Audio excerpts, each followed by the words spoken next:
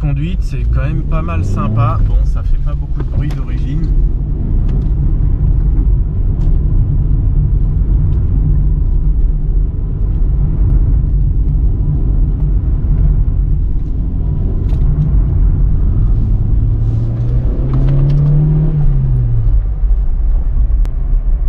Ça s'ouvre pas trop.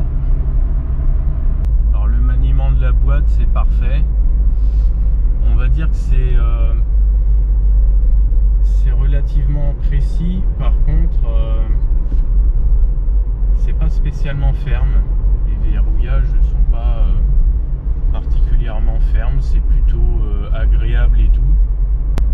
Alors comme j'avais dit dans une autre vidéo, le petit défaut c'est les jantes et la monte pneumatique. Autrement, c'est plutôt un véhicule super fun. Au niveau puissance, on est à peu près dans la moyenne des GTI de l'époque. Alors petite GTI, hein, on n'est pas dans les maxi. On est loin d'une Clio Williams ou d'une Golf 3 VR6.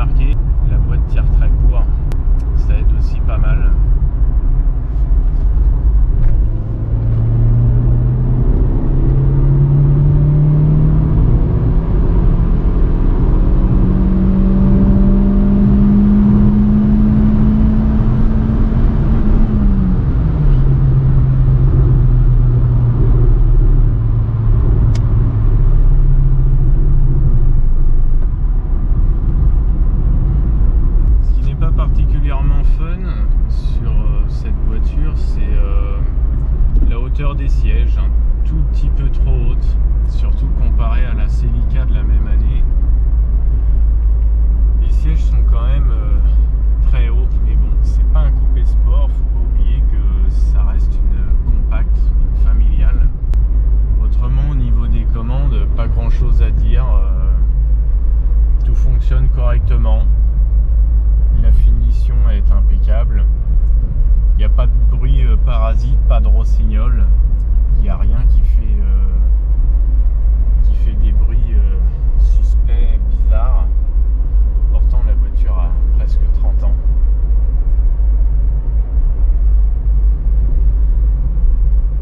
Alors je vais repartir tout doucement au 5e sur le régime de ralenti à peu près. Mais à bas régime, elle marche vraiment très très bien, malgré que ce soit un 16 soupape. On peut pas dire qu'elle ait des problèmes à repartir. Là, à 1000 tours, on est à 35.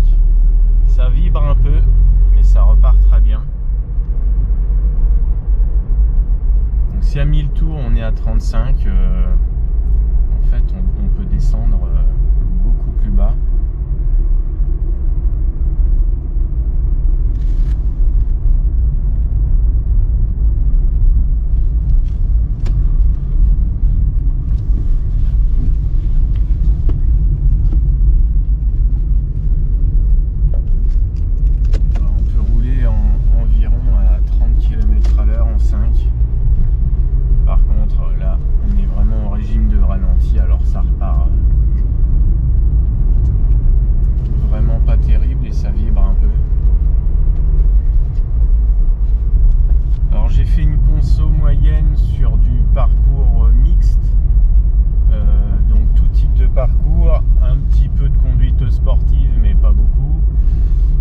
Principalement autoroute nationale, départementale, et en moyenne on est à 7,6 litres. Alors ça peut paraître beaucoup, mais évidemment, puisque dès qu'on fait un peu de conduite sportive, la consommation n'a plus rien à voir du tout. Même si on consomme pas le double, je pense qu'en conduite sportive, on grimpe facilement à 10 litres. Et tout dépend ce qu'on appelle aussi conduite sportive, puisqu'entre conduite sportive en respectant les vitesses maxi et conduite sportive sur circuit, bon, c'est le jour et la nuit quand même. On peut pas vraiment dire qu'on a une conduite très sportive. Avec les limitations à 80, on peut dire que c'est limite de la conduite éco-sportive. Vous avez aimé cette vidéo? Pensez à mettre un pouce et des commentaires si vous êtes inspiré.